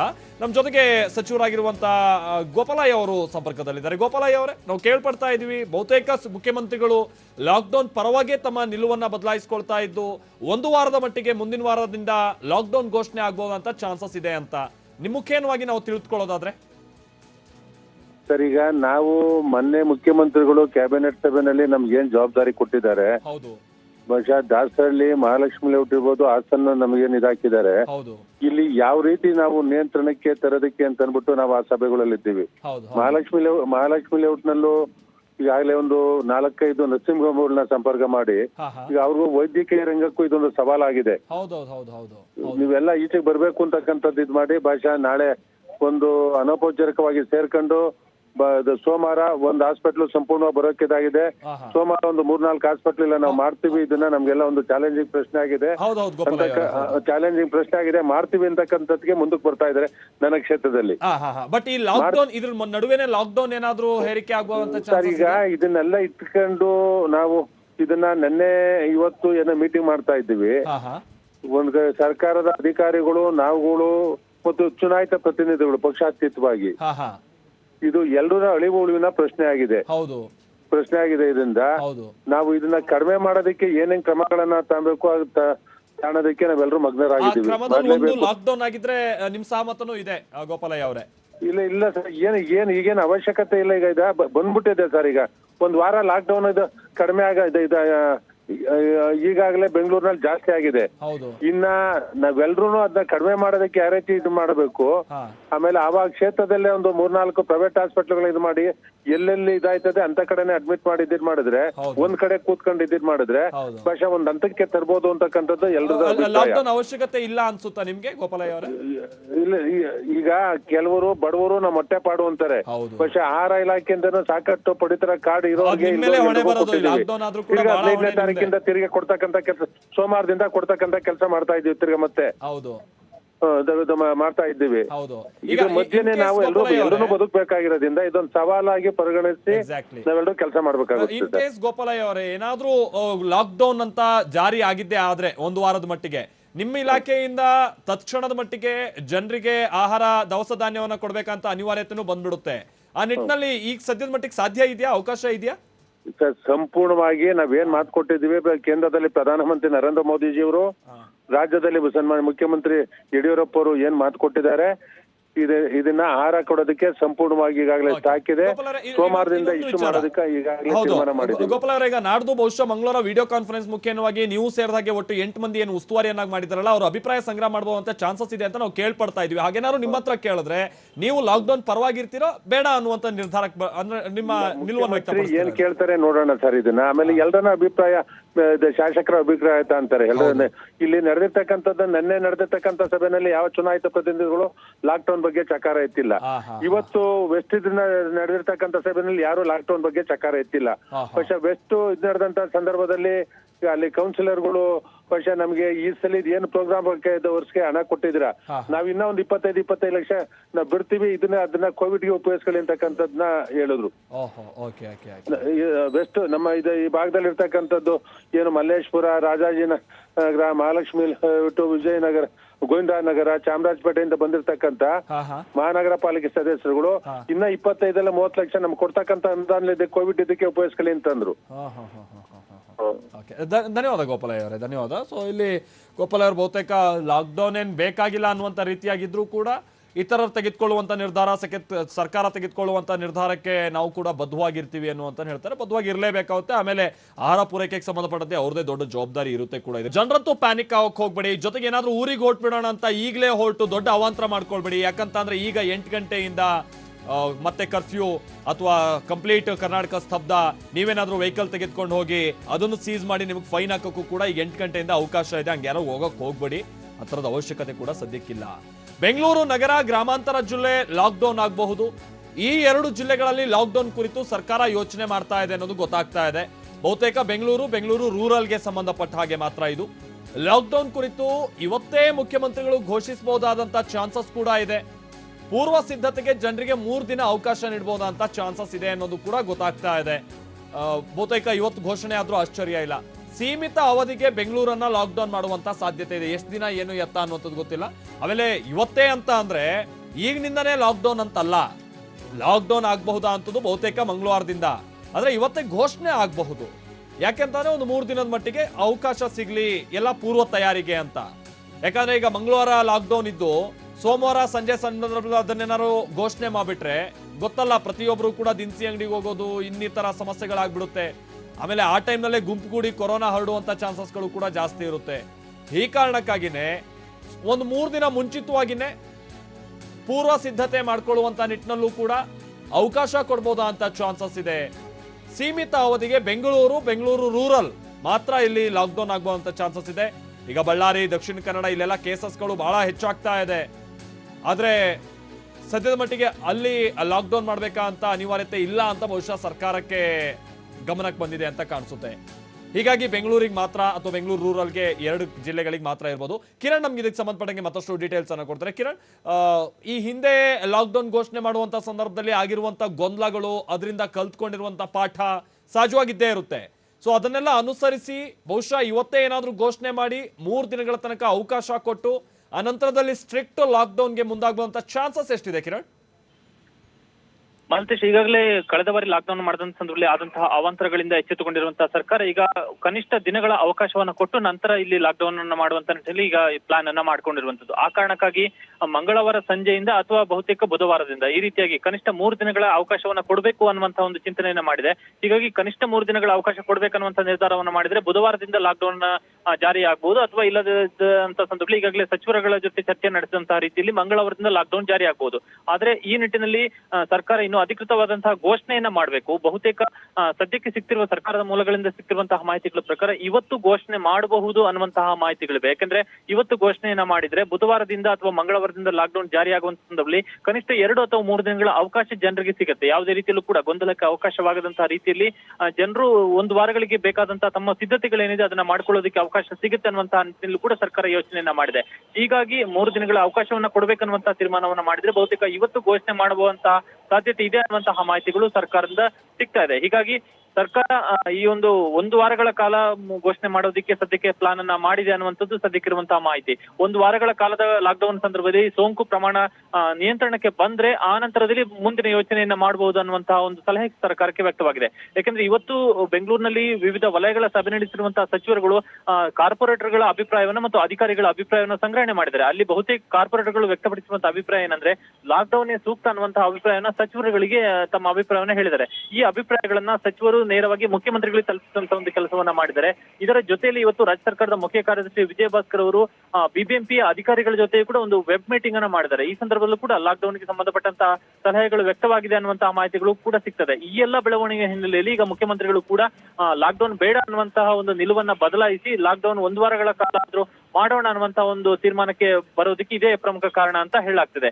ಹೀಗಾಗಿ ಜನರು ಕೂಡ ಯಾವುದೇ ರೀತಿಯ ಗೊಂದಲಕ್ಕೆ ಅವಕಾಶ ಇಲ್ಲದಂತಹ ರೀತಿಯಲ್ಲಿ ಪೂರ್ವ ನಿಗದಿತವಾಗಿ ನಿರ್ಧಾರವನ್ನ ಮಾಡಿ ಮುಂಚಿತವಾಗಿ ಜನರಿಗೆ ಮಾಹಿತಿಯನ್ನ ಕೊಟ್ಟು ವ್ಯವಸ್ಥಿತವಾಗಿ ಜನರಿಗೆ ಯಾವುದೇ ರೀತಿಯ ಸಮಸ್ಯೆ ಉಂಟಾಗದಂತ ರೀತಿಯಲ್ಲಿ ಮತ್ತು ಜನರು ಗಾಬರಿಯಿಂದ ಬೆಂಗಳೂರನ್ನ ತೊರೆದು ಹೋಗದಂತಹ ರೀತಿಯಲ್ಲಿ ನೋಡಿಕೊಂಡು ಮತ್ತು ಶ್ರಮಿಕ ವರ್ಗಕ್ಕೆ ಯಾವುದೇ ರೀತಿಯ ಸಮಸ್ಯೆ ಆಗದಂತಹ ರೀತಿಯಲ್ಲೂ ಕೂಡ ವ್ಯವಸ್ಥೆಯನ್ನ ಮಾಡಿಕೊಂಡು ಕೋವಿಡ್ ಕೇರ್ ಸೆಂಟರ್ಗಳು ಮತ್ತು ಆಸ್ಪತ್ರೆಗಳಲ್ಲಿ ಬೇಕಾಗಿರುವಂತಹ ಅಗತ್ಯ ಸಿದ್ಧತೆಗಳನ್ನು ಕೂಡ ಮಾಡಿಕೊಂಡು ಈ ಲಾಕ್ಡೌನ್ ನ ಜಾರಿಗೆ ತರುವಂತಹ ನಿಟ್ಟಿನಲ್ಲಿ ಸರ್ಕಾರ ಈಗ ಸದ್ಯಕ್ಕೆ ಪ್ಲಾನ್ ಅನ್ನ ಮಾಡ್ಕೊಂಡಿರುವಂತದ್ದು. ಯಾವುದೇ ಕ್ಷಣದಲ್ಲೂ ಕೂಡ ಈ ಒಂದು ಘೋಷಣೆ ಆಗುವಂತ ನಿರೀಕ್ಷೆ ಇದೆ ಮಾಲ್ತೇಶ್.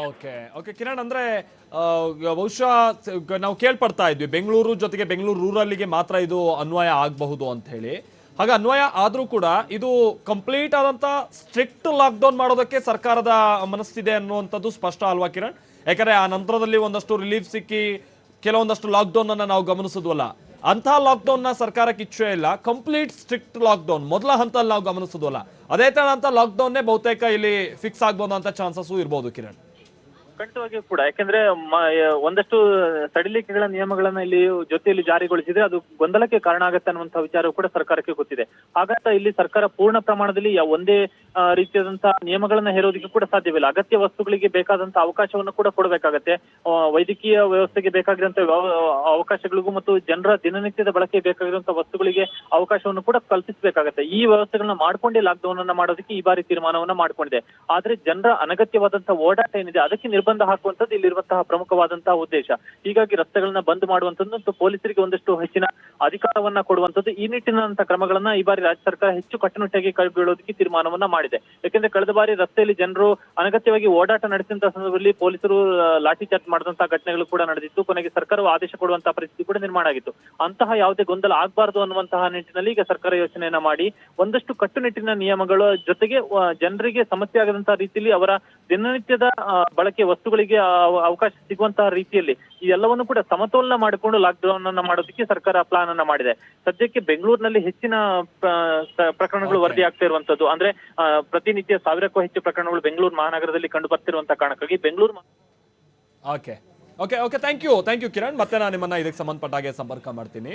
ಹಾಗೆ ಒಂದ್ ಕಡೆ ಸ್ಟ್ರಿಕ್ಟ್ ಲಾಕ್ಡೌನ್ ಕಂಪ್ಲೀಟ್ ಆಗಿ ಇಂಪ್ಲಿಮೆಂಟ್ ಆಗಬಹುದು ಅಂತ, ಮತ್ತೊಂದ್ ಕಡೆ ತಜ್ಞರು ಕೊಟ್ಟಿರುವಂತಹ ವರದಿಯನ್ನ ಆಧರಿಸಿ ಏನಾದ್ರೂ ಲಾಕ್ಡೌನ್ ಮಾಡೋದಾದ್ರೆ 3 ವಿಧದಲ್ಲಿ ಲಾಕ್ಡೌನ್ ಮಾಡಬಹುದಂತ ಚಾನ್ಸಸ್ ಇದೆ ಅಂತಾನೂ ಕೂಡ ಹೇಳಲಾಗ್ತಾ ಇದೆ. ಹಾಗಾದ್ರೆ 3 ವಿಧಗಳನ್ನಾಗಿ ವಿಂಗಡಿಸುವಂತ ಕೆಲಸ ಕಾರ್ಯ ಹೇಗಾಗ್ಬೋದು, ಯಾವ ತರನಾಗಿ 3 ವಿಧದಲ್ಲಿ ಲಾಕ್ಡೌನ್ ಇಂಪ್ಲಿಮೆಂಟ್ ಆಗ್ಬೋದು? ನಾವು ಮೊದಲೇ ಹೇಳಿದಾಗೆ ಜನರಂತೂ ಪ್ಯಾನಿಕ್ ಆಗೋಕ್ ಹೋಗ್ಬೇಡಿ, ಮತ್ತೆ ಮುಗಿಬಿದ್ದು ದೊಡ್ಡ ಸಮಸ್ಯೆಯನ್ನ ಕ್ರಿಯೇಟ್ ಮಾಡ್ಕೊಳಕ್ ಹೋಗ್ಬೇಡಿ. ಬಟ್ ಇನ್ನೊಂದು ವಿಚಾರ ಅಂತ ಅಂದ್ರೆ ಹಿಂದಿನ ಲಾಕ್ಡೌನ್ ಗಿಂತಲೂ ಕೂಡ ಈ ಬಾರಿ ಬಹಳ ಸ್ಟ್ರಿಕ್ಟ್ ಆದಂತ ಲಾಕ್ಡೌನ್ ಜಾರಿಗೆ ಬರಬಹುದಾ? ಲಾಕ್ಡೌನ್ ಆರಂಭಿಕ ಹಂತ ಇತ್ತಲ್ವ, ಅಂದ್ರೆ 1.0 ಅದಕ್ಕಿಂತ ಸ್ಟ್ರಿಕ್ಟ್ ಲಾಕ್ಡೌನ್ ಅಥವಾ ಆ ಮಾದರಿಯ ಲಾಕ್ಡೌನ್ ಜಾರಿಗೆ ಬರಬಹುದಾ? ಸರ್ಕಾರ ಈ ಬಗ್ಗೆನೂ ಯೋಚನೆ ಮಾಡ್ತಾ ಇದೆ ಅನ್ನೋದು ಗೊತ್ತಾಗ್ತಾ ಇದೆ. ಅಗತ್ಯ ಸೇವೆಯನ್ನ ಹೊರತುಪಡಿಸಿ ಇನ್ಯಾವುದಕ್ಕೂ ಅವಕಾಶ ಇರೋದಿಲ್ವಾ? ಯಾರಾದ್ರೂ ಅನಗತ್ಯವಾಗಿ ಓಡಾಡಿದ್ರೆ ದಂಡಂ ದಶಗುಣಂ ಅನ್ನುವಂತ ನಿಲುವೇನಾದ್ರೂ ಸರ್ಕಾರ ತೆಗೆದುಕೊಳ್ಳಬಹುದಾ? ಈ ಬಾರಿ ರೂಲ್ಸ್ ಉಲ್ಲಂಘಿಸಿದವರಿಗೆ ಕಠಿಣ ಶಿಕ್ಷೆ ಕಾದಿದ್ಯಾ? ಇದು ಸಹಜ ಪ್ರಶ್ನೆಗಳು ಜನರಲ್ ಮೂಡುವಂಥದ್ದು. ಬಟ್ ಇನ್ನೊಂದು ವಿಚಾರ ನಾವಿಲ್ಲಿ ಯೋಚನೆ ಮಾಡಬೇಕು. ಹಿಂದೆ ಪೊಲೀಸರನ್ನ ಬಳಸ್ಕೊಂಡಂಗೆ ಈ ಬಾರಿ ಎಲ್ಲ ಬಳಸ್ಕೊಳಕ್ ಆಗಲ್ಲ. ಒಂದೊಮ್ಮೆ ಮಂಗಳವಾರ ಏನಾದ್ರೂ ಲಾಕ್ಡೌನ್ ಜಾರಿ ಆದ್ರೂ ಖರೀದಿಗೆ ಅವಕಾಶ ಇದೆ.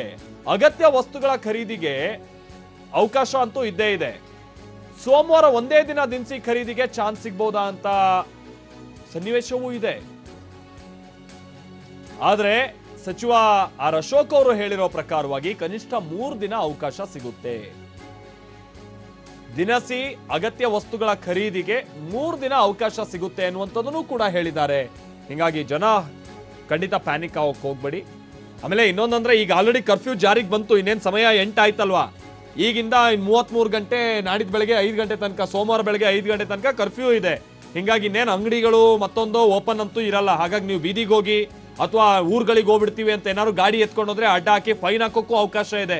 ಹಂಗಾಗಿ ಏನೋ ಮಾಡೋಕ್ಕೋ ಇನ್ನೊಂದು ಎಡವಟ್ಟನ್ನು ಮಾಡ್ಕೊಳಕ್ ಹೋಗ್ಬೇಡಿ.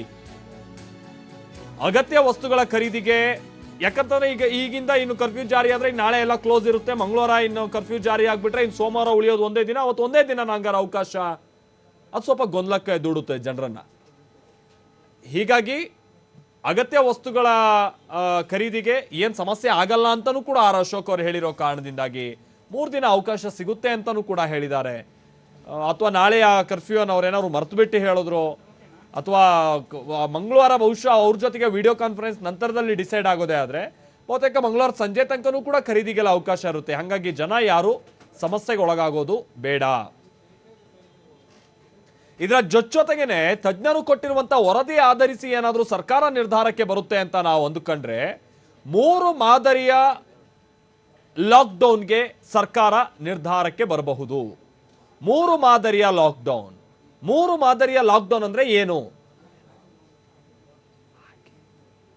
ಅದರ ಅವಶ್ಯಕತೆ ಇದೆಯಾ ಈಗ ಸದ್ಯ, ಅಥವಾ ಕಠಿಣವಾದಂತ ಲಾಕ್ಡೌನ್ ನ ಅವಶ್ಯಕತೆ ಇದೆಯಾ? ತಜ್ಞರು ನೀಡಿರುವಂತಹ ವರದಿಯಂತೆ ಬೆಂಗಳೂರಿನಲ್ಲಿ 1 ವಾರದ ಲಾಕ್ಡೌನ್ಗೆ ಒಲವನ್ನ ಸದ್ಯ ವ್ಯಕ್ತಪಡಿಸಲಾಗ್ತಾ ಇದೆ. ಇದ್ರ ಬಗ್ಗೆ ಮೊದಲು ಮಾತಾಡೋಣ. 1 ವಾರದ ಅವಧಿಯಲ್ಲಿ ಬೆಡ್ ಸಿಗ್ತಾ ಇಲ್ಲ ಅನ್ನುವಂತ ಆರೋಪವನ್ನು ಸರಿಪಡಿಸೋಕೆ ಅವಕಾಶ ಇರುತ್ತೆ. ಹೇಗೆ? 1 ವಾರದ ಲಾಕ್ಡೌನ್ ಅನ್ನ ಏನಾದ್ರೂ ಜಾರಿಗೆ ತಂದ್ರೆ ಒಂದು ಕಡೆ ಬೆಡ್ಗಳು ಎಷ್ಟಿದೆ ಏನು ಎತ್ತ ಅನ್ನುವಂಥ ಸರ್ಕಾರಕ್ಕೆ ಪಕ್ಕಾ ಲೆಕ್ಕ ಸಿಗುತ್ತಾ 1 ವಾರದಲ್ಲಿ. ಆಮೇಲೆ ಸೋಂಕಿತ ವ್ಯಕ್ತಿ ಯಾವ ಆಸ್ಪತ್ರೆಗೆ ತೆರಳಬೇಕು ಎತ್ತ ಅನ್ನುವಂಥದ್ದೆಲ್ಲವನ್ನೂ ಕೂಡ ಏಕಕೇಂದ್ರಿತ ವ್ಯವಸ್ಥೆ ಜಾರಿ ಮಾಡೋದಕ್ಕೆ ಅವಕಾಶ ಸಿಗುತ್ತೆ. ಆಂಬ್ಯುಲೆನ್ಸ್ ಆಸ್ಪತ್ರೆಗಳ ಜೊತೆಗೆ ಸಂಯೋಜನೆ ಮಾಡೋಕ್ಕೂ ಅವಕಾಶ ಸಿಗುತ್ತೆ. ಆಮೇಲೆ ಓಡಾಡೋರ್ ಸಂಖ್ಯೆ ಕಮ್ಮಿ ಆಗೋದ್ರಿಂದಾಗಿ ಸೋಂಕಿತರ ಸಂಖ್ಯೆನೂ ಕೂಡ ಕಮ್ಮಿ ಆಗುತ್ತೆ. ಈ ಕಡೆ ಡಿಸ್ಚಾರ್ಜ್ ಅವ್ರ ಸಂಖ್ಯೆ ಜಾಸ್ತಿ ಆಗಬಹುದು. ಒಂದ್ ಕಡೆ ಡಿಸ್ಚಾರ್ಜಸ್ ಜಾಸ್ತಿ ಆಗುತ್ತೆ, ಮತ್ತೊಂದ್ ಕಡೆ ಸೋಂಕಿತರ ಸಂಖ್ಯೆ ಕಮ್ಮಿ ಆಗುತ್ತೆ. ಹಿಂಗಾಗಿ ಈಗ ಆಗ್ತಾ ಇದೆಯಲ್ಲ 2500 3000 ತನಕ ಹೋಗ್ತಾ ಇರುವಂತ ಸನ್ನಿವೇಶ, ಇದನ್ನ ತಕ್ಕ ಮಟ್ಟಿಗೆ ಕಡಿಮೆ ಮಾಡೋದಕ್ಕೆ ಈ 1 ವಾರದ ಲಾಕ್ಡೌನ್ ನಿಂದಾಗಿ ಅವಕಾಶ ಸಿಗುತ್ತೆ. ಹೀಗಾಗಿ ಸರ್ಕಾರ 1 ವಾರದ ಲಾಕ್ಡೌನ್ಗೆ ಒಲವು ತೋರಿಸಿರ್ಬೋದಾ ಅಂತ ಚಾನ್ಸಸ್ ಇದೆ. ಎರಡನೆಯದಾಗಿ ಏರಿಯಾ ವೈಸ್ ಲಾಕ್ಡೌನ್, ಇದು ಕೂಡ ಸರ್ಕಾರ ಇಟ್ಕೊಂಡಿರ್ಬೋದಂತ ಆಪ್ಷನ್ ತಜ್ಞರ ವರದಿಯನ್ನ ಆಧರಿಸಿ. ಹೇಗೆ ಏರಿಯಾ ವೈಸ್ ಲಾಕ್ಡೌನ್? ಹೆಚ್ಚು ಕೇಸ್ಗಳಿರುವಂತ ಏರಿಯಾವನ್ನ ಲಾಕ್ಡೌನ್ ಮಾಡಬಹುದು.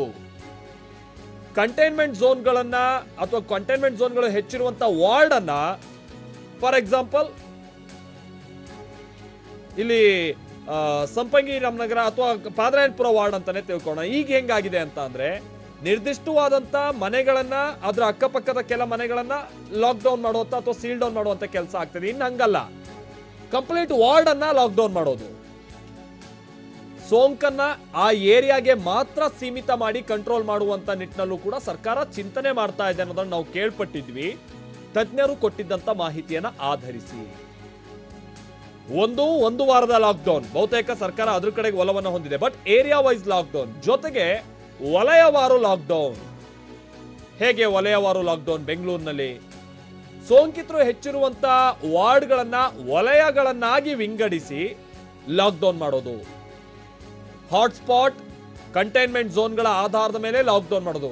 ಅಂದ್ರೆ ಈಗ ಪಾದರಾಯನಪುರ, ಅದ್ರ ಅಕ್ಕಪಕ್ಕ ಅಂದ್ರೆ ಹಳೆಗುಡದಳ್ಳಿ, ಆ ಕಡೆ ಬಾಪೂಜಿ ನಗರ, ಈ ಕಡೆ ಈ KR ಮಾರ್ಕೆಟ್, ಈ ತರದ ಸುತ್ತಮುತ್ತಲಿನ ವಾರ್ಡ್ಗಳಿದಾವಲ್ಲ, ಸೊ ಅಂತಹದ್ದನ್ನೆಲ್ಲವನ್ನು ಕೂಡ ಒಟ್ಟಿಗೆ ಸೇರಿಸಿ ಒಂದು ವಲಯ ಅಂತ ಮಾಡಿ ಅದನ್ನ ಕ್ಲೋಸ್ ಡೌನ್ ಮಾಡೋದು. ಈಗ ಬಹುತೇಕ ಬೆಂಗಳೂರಿನಲ್ಲಿ 8 ವಲಯ ಅಂತ ನಾವು ಗಮನಿಸ್ತೀವಿ. ಬಟ್ ಆ 8 ವಲಯನ ಹೊರತುಪಡಿಸಿ ಈಗ ಸುಮಾರು ಒಂದು 10-12 ವಲಯಗಳನ್ನ ಮಾಡಿ ಅಲ್ಲಿಗೆ ಮಾತ್ರ ಸೀಮಿತವಾದಂತ ಹಾಗೆ ಮಾಡಿದ್ರು ಬಹುತೇಕ ಬೆಂಗಳೂರೇ ಲಾಕ್ಡೌನ್ ಆದಂಗೆ ಆಗುತ್ತೆ, ಇನ್ ಕೇಸ್ ವಲಯವನ್ನ ಲಾಕ್ಡೌನ್ ಮಾಡೋದಕ್ಕೆ ಹೋದ್ರು ಕೂಡ. ಹೀಗಾಗಿ ಸರ್ಕಾರದ ಮುಂದೆ ಸದ್ಯ 3 ಆಪ್ಷನ್ಗಳು ಕೂಡ ಇದೆ ಲಾಕ್ಡೌನ್ ಯಾವ ರೀತಿಯಾಗಿ ಮಾಡಬೇಕು ಅನ್ನುವಂಥ ನಿಟ್ಟಿನಲ್ಲಿ.